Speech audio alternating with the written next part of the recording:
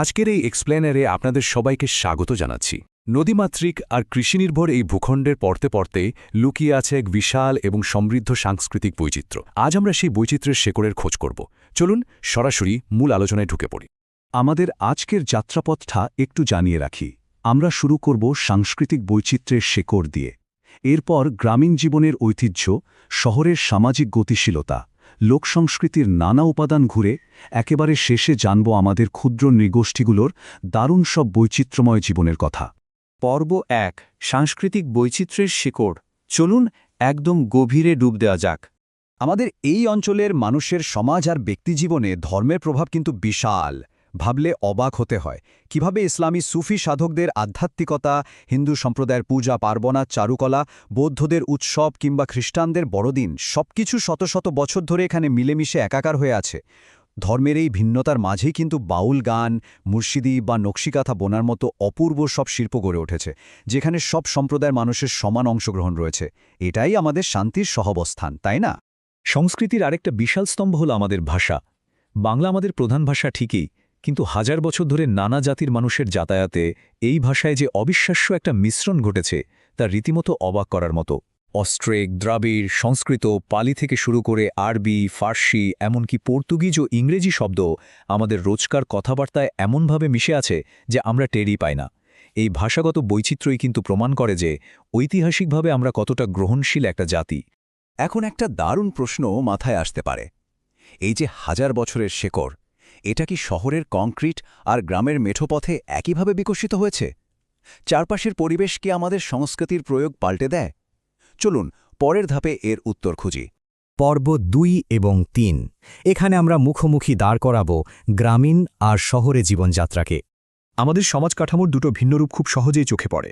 গ্রামের দিকে তাকালে দেখবেন মানুষের জীবন কৃষিকে ঘিরে আবর্তিত হচ্ছে। হ্যাঁ, যুগের সাথে হয়তো লাঙলের জায়গা নিয়েছে ট্রাক্টর, কিন্তু মানুষের সেই নিবিড় সামাজিক বন্ধন এখনও অটুট। সবাই সবার খবর রাখছে। অন্যদিকে শহরের চিত্রটা একেবারেই আলাদা। সেখানে শিল্পায়ন, ব্যবসার, চাকরির ব্যস্ততায় মানুষের সামাজিক গণ্ডি অনেক ছোট হয়ে এসেছে। মানুষ একই দালানে বিচ্ছিন্ন ফ্ল্যাটে বাস করলেও প্রতিবেশীর সাথে কিন্তু সেই গ্রামীণ যোগাযোগটা আর থাকছে না। উৎসবের বেলাতেও কিন্তু এই পার্থক্যটা ভীষণ স্পষ্ট। গ্রামে বিনোদনের পুরো কেন্দ্রবিন্দু জুড়েই থাকে ফসল ঘরে তোলা কিংবা প্রকৃতির নানা ছন্দ। নবান্ন, নৌকাবাইচ বা রাতভর যাত্রাপালার যে উন্মাদনা, সেটা গ্রামীণ জীবনেরই প্রাণ। কিন্তু শহরের দিকে তাকালে দেখবেন উৎসবগুলো অনেক বেশি গোছানো এবং কাঠামোগত। সেখানে পয়লা বৈশাখ, ২১-এর বইমেলা বা মঞ্চনাটকের মতো আয়োজনগুলো শহরের মানুষের প্রধান বিনোদন হয়ে উঠেছে। তাহলে প্রশ্ন হল, শহরের এই ব্যস্ত, বিচ্ছিন্ন আধুনিক জীবন আর গ্রামের ওই নিবিড় কৃষিনির্ভর জীবনের মধ্যে সংযোগটা আসলে কোথায়? এমন কোনো প্রাচীন শেকড় আছে যা কৃষক এবং চাকরিজীবী দুজনকে এক সুতোয় গেঁথে রাখে? আর সেই সংযোগটাই হল আমাদের পর্ব ৪, লোকসংস্কৃতির উপাদান। চলুন সাধারণ মানুষের স্বতঃস্ফূর্তভাবে গড়ে ওঠা এই মায়াময় জগতে প্রবেশ করি। এখানে সবচেয়ে গুরুত্বপূর্ণ বিষয়টা একটু পরিষ্কার করি। লোকসংস্কৃতি কিন্তু কোনো বইয়ের পাতায় লেখা কড়া নিয়মকানুন নয়। এটি সাধারণ মানুষের মুখে মুখে, তাদের রোজকার চিন্তা আর কাজের মাধ্যমে জন্ম নেওয়া একেবারেই জীবন্ত একটা ব্যাপার। হাজার বছর ধরে এক প্রজন্ম থেকে আরেক প্রজন্মে এটি নদীর মতো বয়ে চলেছে। সহজ কথায়, এটি আমাদের কৃষিজীবী সমাজের আনন্দ, ভয় আর বিশ্বাসের এক অপূর্ব ক্যানভাস। যেমন ধরুন আমাদের লোকজ আচারগুলোর কথা। মানুষের নানা ভয় আর কৃষির প্রয়োজন থেকে কত চমৎকার সব আচারের জন্ম হয়েছে। মানুষ মারা গেলেও আত্মা অমর, এই আদিম বিশ্বাস থেকেই কিন্তু মামদো বা শাকচুন্নির মতো ভূতের ধারণার তৈরি হয়েছে।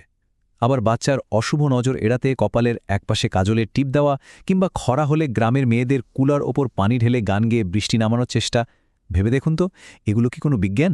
না, এগুলো হলো সাধারণ মানুষের গভীর বিশ্বাস আর জীবনবোধের একদম খাঁটি প্রতিফলন। বোঝার সুবিধার্থে এই লোক সংস্কৃতিকে আমরা খুব সহজেই দুটো ভাগে ভাগ করতে পারি।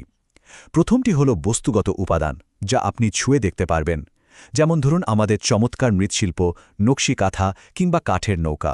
আর দ্বিতীয়টি হল অবস্তুগত উপাদান, যা মানুষের মন থেকে জন্ম নেয় আর মুখে মুখে ঘোরে। কিস্সা, রূপকথা, ধাঁধা, খনার বচন কিংবা লোকসঙ্গীতের কথা ভাবুন।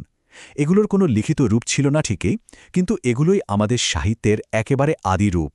এতক্ষণ তো আমরা মূলধারার লোকজ সংস্কৃতির কথাও জানলাম, কিন্তু ভেবে দেখেছেন কি এই বিস্তীর্ণ ভূখণ্ডের মূলধারার বাইরেও এমন কিছু মানুষ আছেন যারা প্রকৃতির সাথে একাত্ম হয়ে নিজেদের একদম নিজস্ব প্রাচীন প্রথাগুলোকে শত শত বছর ধরে সযত্নে রক্ষা করে চলেছেন?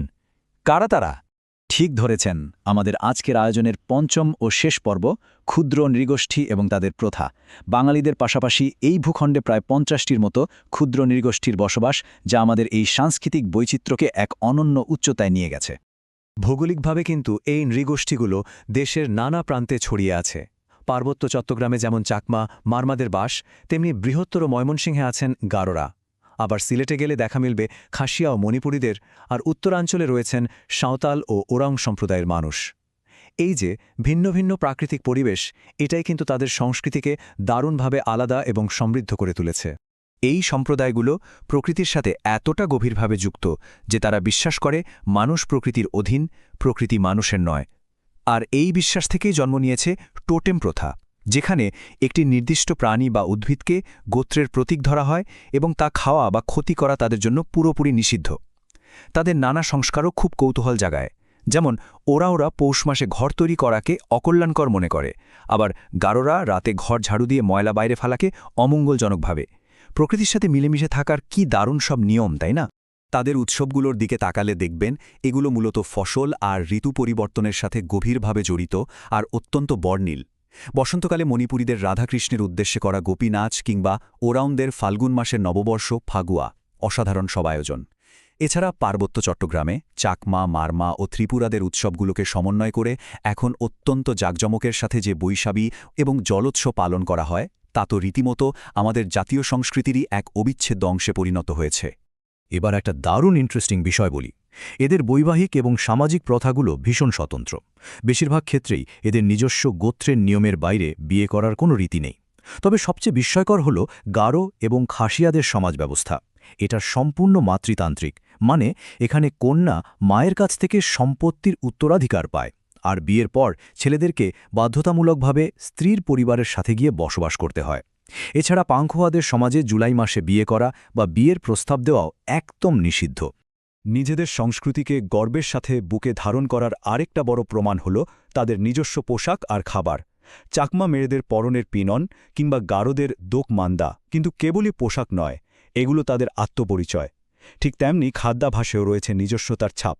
গারোদের প্রিয় শুটকি নাখাম কিংবা পার্বত্য অঞ্চলের জনপ্রিয় খাবার নাপ্পি তাদের নিজস্ব সংস্কৃতির অনন্য স্বাদ বহন করে চলেছে।